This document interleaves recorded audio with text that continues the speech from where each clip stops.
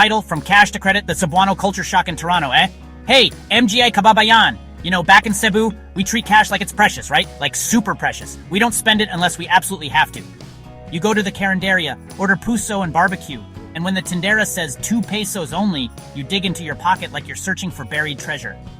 I have a 20, don't have 2 pesos, can I borrow? But then, a Cebuano lands in Canada, suddenly spending money isn't so scary anymore. The moment we get a credit card, boom, we feel unstoppable, like we have superpowers. First week in Canada, just swipe it. Second week, still swiping. Third week, wait a minute, why is my bill so high? At first, you have no clue how to pay off a credit card.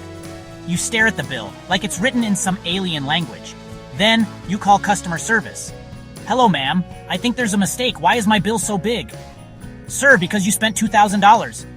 I don't remember spending that much, ma'am. Maybe it's a mistake. Sir, we have your transactions here. Starbucks, McDonald's, bubble tea, shopping. Oh yeah, right.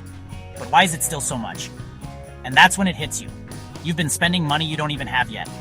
In Cebu, we're afraid of debt. In Canada, we welcome it with open arms. Before you know it, you're doing crazy math just to survive. If I don't eat for 2 weeks and only drink tap water, maybe I can pay this off. So, my friends, be careful with credit cards, because that's not your money.